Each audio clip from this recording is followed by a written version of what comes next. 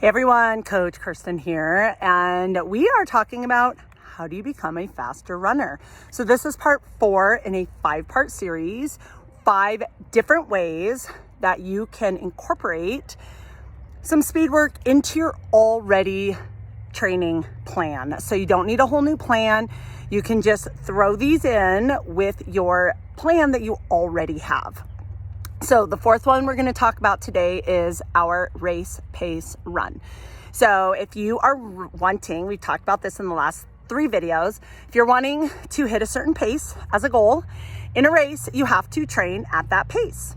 That just makes sense.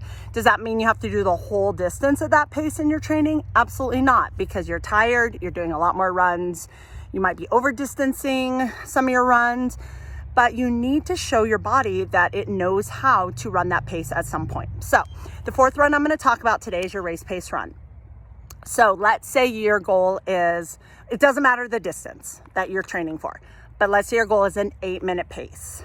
At some point, you need to be running, and more often than not, in my opinion, maybe even every run, hit that 8-minute pace, even if it's for a second, even if it's for 100 strides. We've talked about that in the last 3 videos. This one is more geared toward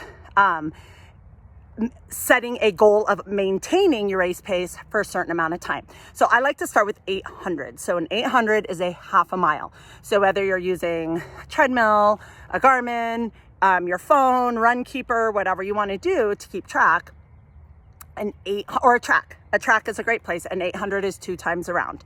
So you want to be able to keep your race pace for a half mile. The more times you can repeat this with easy in between, the more of a chance that in your race you're going to be able to maintain this pace, especially as your race gets longer. So if you're training for maybe a 5K and you want to run an 8-minute mile, that's a 4-minute for an 800. So I would start with running an 800 in 4 minutes. That's it. Just sometime during one of your runs, or you can make a specific run be your race pace run and do a warm up, run an 800 in 4 minutes, and then a cool down. And if that is doable, the next time you do this, so either every week or every 2 weeks, so we either have a 1-week cycle or a 2-week cycle, depending on your schedule, your age. Like, the older you get, you need a little bit more recovery. I can say that because I'm over 50. So you're running your 800.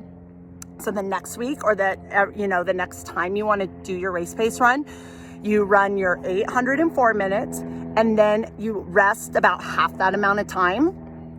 And rest could be whatever you want. It could be a really slow jog. It could be a walk. I don't recommend just stopping, but if you're like, oh, that took it all out of me, stop and take a break. But I definitely recommend keep on moving. So walking or a slow jog for 2 minutes, and then you run another 4-minute 800. And then you do your cool down or continue with your long run or whatever you're doing that day. And then the next time, the next week or the next 2 weeks that you do it, you try 3. And working up to the distance that you're going to be racing at the race pace. So if you're working up to a 5K, then you would do this 3 times, because that's half the distance. 3 800s is a mile and a half. If you're working up to a 10K, you can work up to doing this 6 times in a workout. Once you get into a half marathon, that would be really hard to do it 13 times. But you could maybe do 10 and incorporate all the other runs that we've been talking about in this series. So this is number 4 out of 5. If you want to find the other ones, they're on my YouTube channel, and it's how to run faster. So if you have any questions about the race pace run or want any help with your specific goal, please reach out to me, and have a fabulous training day. Talk to you soon. Bye.